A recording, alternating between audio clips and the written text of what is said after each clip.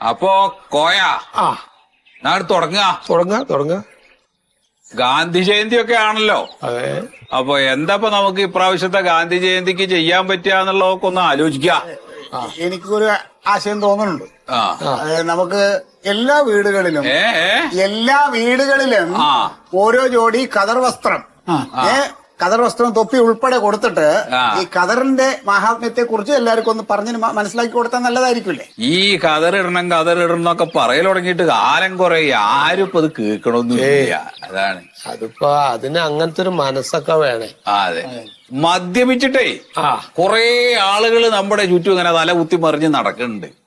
നമുക്ക് അത്തരത്തിലുള്ള ആളുകളൊക്കെ ഒന്നുകൂടെ പോയി കണ്ടിട്ട് ഇത് കുടിക്കരുത്, കുടിച്ചാൽ ഇന്ന പോലെയുള്ള ദോഷങ്ങളൊക്കെ ഉണ്ട് എന്ന് പറഞ്ഞിട്ട് നമുക്ക് ഈ 2-ാം തീയതി അവരെ കൊണ്ട് ഒരു പ്രതിജ്ഞ ചെയ്യിപ്പിക്കുക.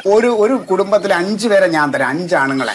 അതായത് അച്ഛൻ, മോൻ, മരുമോൻ, അനിയൻ, ചേട്ടൻ, അവര് ഒരുമിച്ച് വീട്ടിൽ ഒരുമിച്ചിരുന്ന അവർ കള്ളുകുടിക്കും. ഈ 5 ആളൊക്കെ പാടോ വീട്ടിലുള്ളവരെ ഒക്കെപ്പാടിരുന്ന് കള്ളുകുടിക്കുമ്പോ അവര് പറഞ്ഞാൽ നേരെ പോകുന്നുള്ളത് നമുക്കറിയില്ല. പിന്നെ മാഷ എന്നെ തന്നെ കണ്ടില്ലേ, കഴിഞ്ഞ ഗാന്ധി ജയന്തിക്ക് മാഷ എന്നെ ഉപദേശിച്ചു. ഞാൻ അന്ന് അതോടുകൂടി ഇപ്പൊ നന്നായി ഒരു വർഷം പിന്നീട് ആ കാര്യത്തില് മന്മഥന് അതിന്റെ ഒരു തൃപ്തി മനസ്സിൽ കിട്ടണില്ലേ? എന്താ പിന്നെ ഒരു കാര്യം ചെയ്യാം, നമുക്ക് ആ ജാതി ആളുകളൊക്കെ നോക്കിയിട്ട് ഇപ്പൊ തന്നെ കിടറങ്ങാം. ഒരു 100 കുടിയന്മാർ ലിസ്റ്റ് ഞാൻ തരാം. അല്ലേ അല്ലേ? എന്താണ് എന്താണ് എന്റെ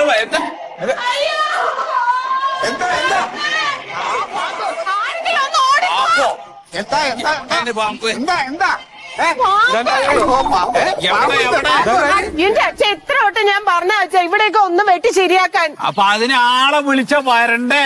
അങ്ങനെ പറഞ്ഞോണ്ട് കാര്യമുണ്ടോ? അതെന്താ ഈ പറമ്പിന്റെ കോലം? അച്ഛൻ ആളെ വിളിച്ച കിട്ടണില്ല എന്ന് പറഞ്ഞിട്ട് കാര്യമില്ല. അപ്പുറത്തെ രമേശി എന്നെ വിളിച്ച് പരാതി പറഞ്ഞു. മാഷിപ്പോ കുറച്ച് തിരക്കില്ല. ഞങ്ങൾ ഈ നാട്ടിലെ പാമ്പുകളെയൊക്കെ ഒന്ന് ഒതുക്കാളെ ഗാന്ധി ജയന്തി അല്ലേ അതിന്റെ ശ്രമത്തിൽ. നാട് മാത്രം നന്നാക്കി പോരാ, ആദ്യം വീട് നന്നാക്ക്. എന്താ ഈ വർത്തമാനത്തിനൊക്കെ ഞാൻ എന്ത് പറയും? കുട്ടി പേടിച്ചു. അങ്ങോട്ട് പോണ്ട, ഇങ്ങോട്ട് പോരെ. തേങ്ങ അവിടെ കിടക്കട്ടെ. അത് വീട്ടിലൊക്കെ വന്ന് കേറിയാലോ അച്ഛാ? പേടിക്കാനൊന്നുമില്ല.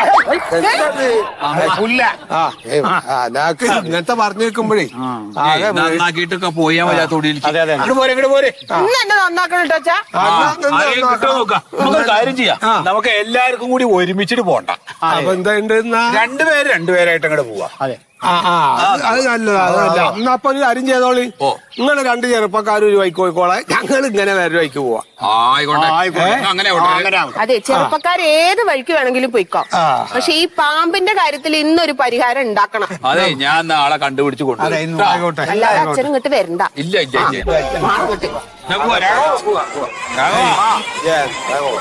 നിന്റെ ഇഷ്ടത്തിന് തോന്നിയാസം കളിക്കല്ല, എന്റെ ഇഷ്ടത്തിന് വെട്ടാനാണ് ഞാൻ കാഴ്ചയത്. പൈസ തന്ന ഇവിടെ പൈസ തന്നിട്ട് നീ ഞാൻ പറഞ്ഞ പോലെ വെട്ടിയത്. എന്റെ ഇഷ്ടത്തിന് വെട്ടുന്നേ? എന്താ നിന്റെ ഇഷ്ടത്തിന്? എടാ നിന്നോട് ഹിപ്പി വെട്ടാൻ പറഞ്ഞപ്പോ നീ എന്തിനാ മൊട്ടക്രോസ് വെട്ടി? ഞാൻ എന്റെ സൗകര്യം പോലെ ചെയ്യും. അരെ നീ വല്ലാതെ ചിലക്കല്ലേ. നിന്റെ ഈ ഷെഡ് ഉണ്ടല്ലോ ഇപ്പൊ ഈ വെള്ളത്തിന്റെ നടുക്ക നിൽക്കണേ. ഞാൻ പുറംകാലം കൊണ്ട് ഒറ്റ അടി അടിച്ചാ ഈ ഷെഡ് മുഴുവൻ കടലിൽ പോയി ചേരും. പോയില്ലെങ്കിലേ കത്തിലെടുത്തും കുത്തുകിടന്നു. നീ എന്തിനാ പറഞ്ഞത്? നീ മറ്റേ പണിയെടുക്കാൻ കേട്ടോ. പിന്നെ മുടി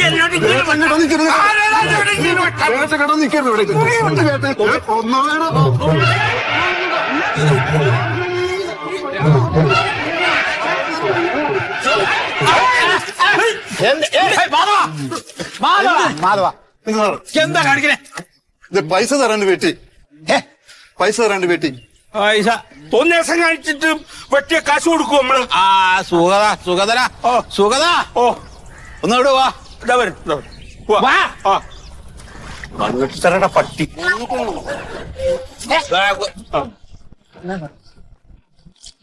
എന്താ സുഗത, എന്തിനാ ഈ വഷളത്തരത്തിൽ നിക്കണ്? ഈ വർഷത്തിൽ എന്തിനാ നിക്കണ്?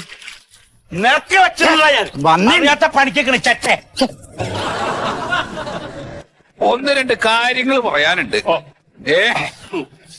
ഏട്ടാ ചേറ്റ പണിയറിയത്തോ ഈ പണിക്കരുത്. ക്ഷമിക്ക്. ക്ഷമിച്ചു. ഇപ്പൊ എന്തിനു വിളിച്ച് പറയാ.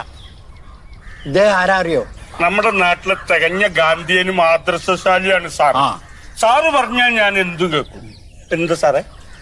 സുഗത, ഓ എന്താ ഇപ്പൊ ഇന്ന് രാവിലെ കഴിച്ചത്? ഔ അതെങ്ങനെ ഞാൻ സാറിന്റെ മുഖത്ത് നോക്കിയിട്ട് പറയാ? പക്ഷെ അത് മോശം, അത് അറിയണ്ടത്. പറ എന്താ? നമ്മളൊക്കെ പാവങ്ങളല്ലേ. ജവാൻ. ഇത്തിരി വില കുറവ് പക്ഷെ എന്നാലും നല്ല സാധനം ഒരു 3 എണ്ണം അടിച്ചു രാവിലെ. ഇങ്ങനെ കുടിച്ച് നടക്കണമെങ്കിലൊക്കെ ഇപ്പൊ അതിന് നല്ല പൈസ വേണ്ടേ? പൈസ വേണം. ഞാൻ അധ്വാനിക്കുന്നുണ്ടല്ലോ. ഞാൻ പണിക്ക് പോയി കിട്ടുന്ന കാശിനെ കള്ളു കുടിക്കും. പൈസ തീർന്ന വീണ്ടും പോയി പണിയെടുക്കും, കള്ളു കുടിക്കും. ഭാര്യ അവള് പണിക്ക് പോയി കുടുംബം നോക്കും. അങ്ങനെ ആർക്കും ഒരു ശല്യമില്ലാണ്ട് നമ്മൾ ജീവിക്കണത്. ഇന്നലെ നട്ടൊരു ഞാറുകളല്ലോ പൊന്നിൻ കതിരിന്റെ പൊൻകൂടം ചൂടി നല്ലൊരു കാറ്റത്ത് അലോലം.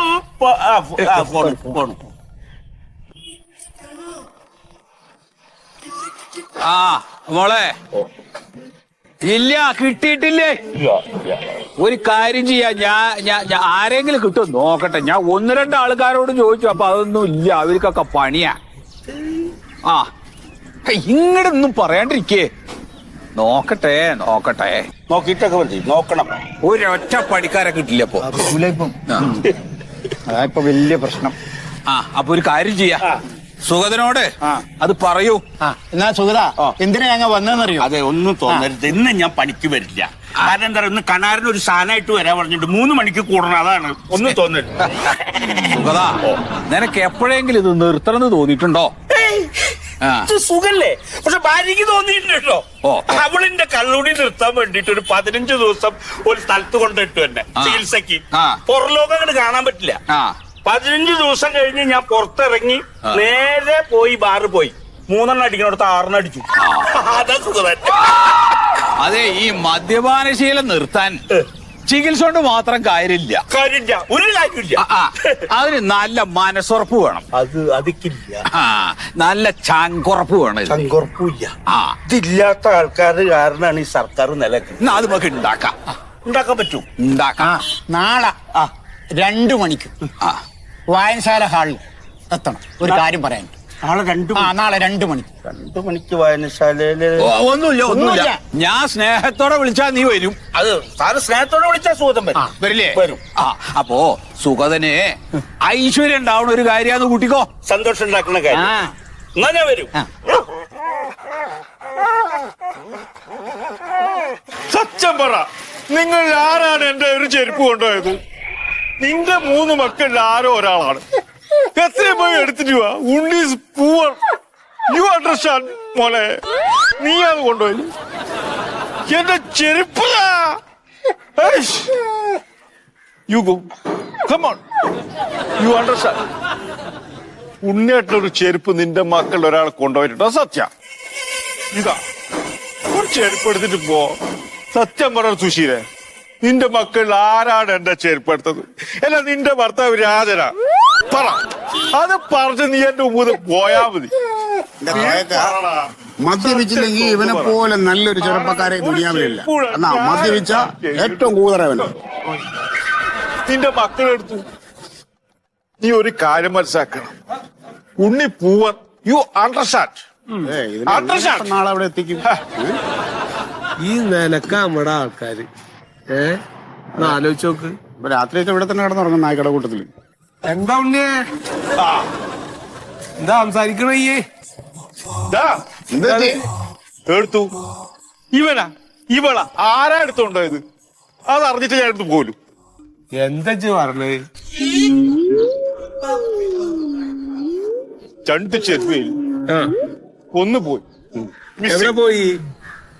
ആരോ കൊണ്ടോ? ഇവില്ല. ആരാ പറ. അതെ, ബോധമില്ലാണ്ട് നടന്ന ചെരുപ്പല്ല പലതും പോവും. ബോധമില്ലാണ്ടൊന്നുമില്ല, നല്ല ബോധമുണ്ട്. ഞാൻ ഒരു കാര്യം ചോദിക്കട്ടെ ഉണ്ണി എന്നോട്, ഇജ്ജ് എന്തിനാ അങ്ങനെ കള്ളു കുടിച്ച് നശിക്കണേ? ക്വസ്റ്റ്യൻ ഈസ് ഓക്കെ, പക്ഷെ ആൻസർ ഈസ് റോങ്. ആ ചോദ്യം അവനോട് ചോദിക്കാൻ പാടില്ല. അതെ, ഇജിപ്പോ മന്മഥനെ നോക്ക്, അന്നേക്കാ വലത്തായിട്ട് നടന്നവനാണ് മന്മഥൻ. ഇപ്പൊ അന്തസ്സായിട്ട് കുടുംബം നോക്കി ആ കുട്ടികളെ നല്ല രീതിയിൽ പഠിപ്പിച്ച് നല്ലൊരു കുടുംബമായിട്ട് ഓൻ കയ്യാണ്. ഇതൊക്കെ കണ്ട് മനസ്സിലാക്കി കൂടാ എനിക്ക്. മനസ്സിലായി. ഞാനേ ഉണ്ണി പരസ്യമായിട്ട് മദ്യപിക്കും. ചില ആൾക്കാര് രഹസ്യമായി മദ്യപിക്കും. വേറെ ആരോ ഉദ്ദേശം ഞാൻ അതോടെ നിർത്തി. You understand? ഇപ്പൊ അതിപ്പോ ആ വക വർത്താനം പറയാനല്ല ഞാൻ വന്നത്. നാളെ ഗാന്ധി ജയന്തിയാണ്. അപ്പൊ നമ്മള് നാട്ടിലുള്ള കുറച്ച് മാന്യന്മാരൊക്കെ പാടെ ഒരു സ്ഥലത്ത് ഒത്തുകൂടുന്നുണ്ട്. അത് പറയട്ടെ.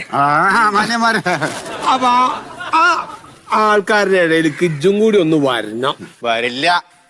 ആടെ ചെത്തി വൃത്തിയാക്കാൻ ഉണ്ണീനെ കിട്ടൂല. അതൊക്കെ ഞങ്ങൾ ചെയ്ത് വൃത്തിയാക്കി ഇട്ടിട്ടുണ്ട്. സാറൊന്ന് അവിടെ വരെ വന്നാ മതി. എടാ ഉണ്ണെ, അവിടെ ഈ മാന്യന്മാര് കൂടുന്നോടത്ത് ചെത്തി വൃത്തിയാക്കാനായിട്ട് അന്നെ ഞാൻ വിളിക്കുന്ന എനിക്ക് തോന്നുന്നുണ്ടോ? ആ മാന്യന്മാരുടെ കൂട്ടത്തിലേക്കുള്ള ഒരു നല്ല മാന്യനായിട്ടാണ് അന്നെ ഞാൻ ജനിക്കണത്. പിന്നെന്തേ, ഈ മാന്യനല്ലേ? നീ കഴിക്കാതെ നോക്ക്, നീ നല്ല മാന്യനാണ്. ഞാൻ വരും. ഇത് വരണോ? ഈ മാന്യത കളഞ്ഞു മാന്യത. പായസം ഉണ്ട്. അല്ലാത്ത ഒരു മാന്യതക്കേടും നമ്മൾ കാണിക്കരുത്. ഈ മാന്യനായിട്ട് അവിടെ ഇരിക്കണം. മാന വരുന്നുണ്ട്. അപ്പൊ രാവിലെ അങ്ങ് എത്തിക്കോണം. ഒരു ചെരുപ്പാര് തരും. ചെരുപ്പ് നടന്ന ചെരുപ്പൊന്നും ഒരു പ്രശ്നം ഉണ്ടാവൂല. ഇപ്പൊ ഈ നേരെ ചൊവ്വാഴ്ച എന്റെ ചെരുപ്പ് പോയിരുന്നില്ല. ഇങ്ങനെ പലതും നഷ്ടപ്പെടും. അതാ പറയണേ. ഒരു വണ്ടി അയച്ച വരും. ആ, എന്ത് വണ്ടി? തീവണ്ടിയോ? അങ്ങോട്ട് വാ ഉണ്ണി, വരണം.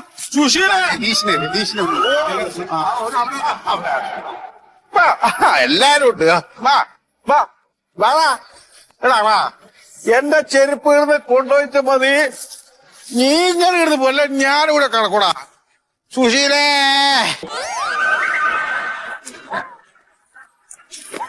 മോനെ,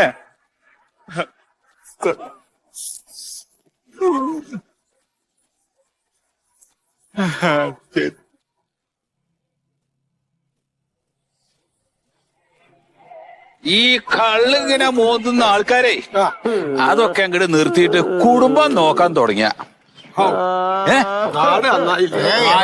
ഈ കുടിയന്മാരെ പറഞ്ഞു മനസ്സിലാക്കാൻ എന്തൊരു ബുദ്ധിമുട്ടാന്നറിയോ? ആ, അപ്പൊ മനസ്സിലായില്ലേ?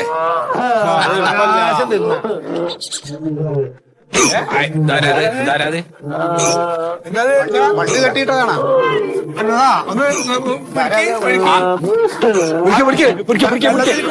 ഇത് മറ്റവനാ, മറ്റവൻ. ആ പ്യാരിജാതൻ.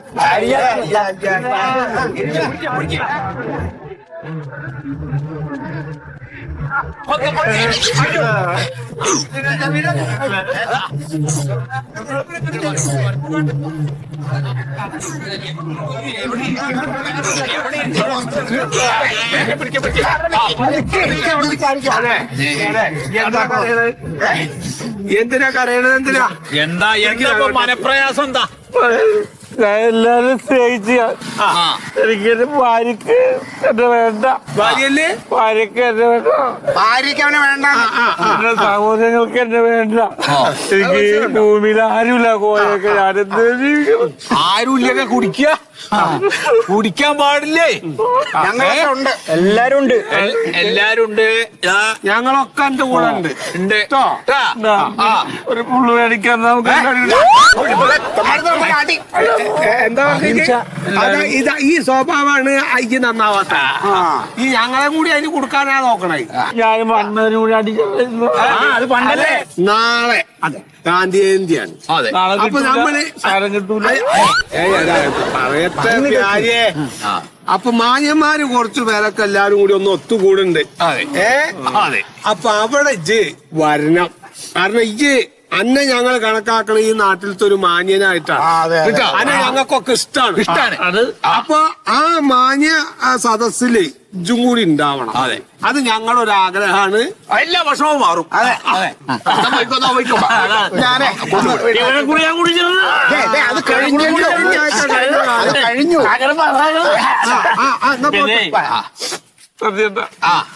എന്തിനാ നിരാശ എന്ന് ചോദിച്ചില്ല. എന്റെ മോളുടെ കല്യാണം എന്നെ സഹായിക്കാനാരുമില്ല. മോൾക്ക് എത്രയായി ഇപ്പൊ പ്രായം? അവൾക്ക് ഇപ്പൊ 3-ൽ 8ാം ക്ലാസ്സിൽ 8 വയസ്സ്. എന്നെ ഇപ്പൊ സഹായിക്കുന്നതിന് അതിനി കാലം പോലെ കഴിയണ്ടപ്പാ. മോള് വലുതാവട്ടെ, അപ്പൊ നമുക്ക് ആലോചിക്കാം. അവനെ കുട്ടീനെയൊക്കെ കണ്ടിട്ട് നാള് കുറെ ആയി. അത് വളർന്നാ വിചാരിച്ചേക്കണം. നിന്റെ കുടുംബക്കാരെല്ലാം ഞാൻ പരിചയപ്പെടുത്തരുത്. നിനക്ക് എല്ലാവരും ഉണ്ട്. നീ ആടാതെ വാ. അതിപ്പോ ആൾക്കാരെ കണ്ട ഞാൻ വീണ്ടും കള്ളുകൂടി തുടങ്ങിയത് പറയൂ.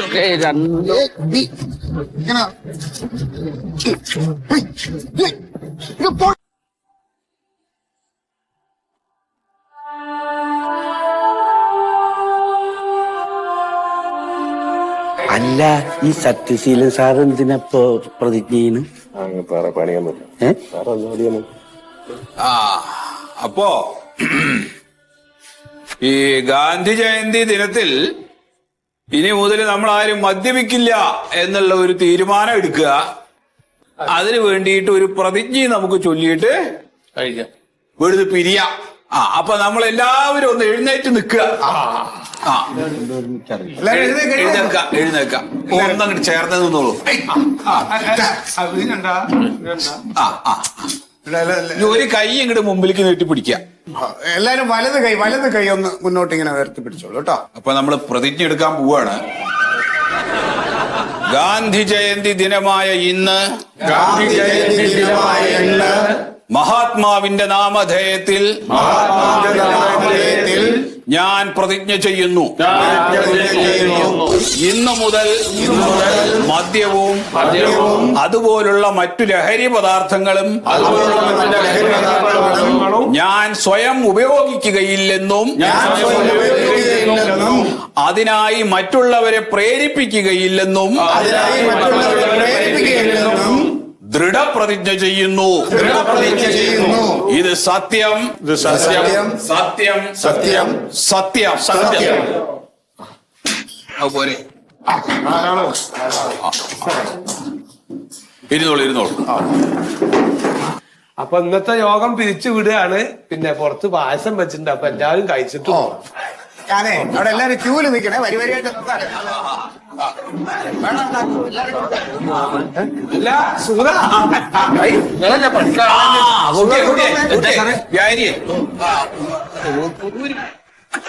നമ്മളെ വീട്ടിലേക്ക് ഒരു ലേശം പണിയുണ്ട് അവിടെ.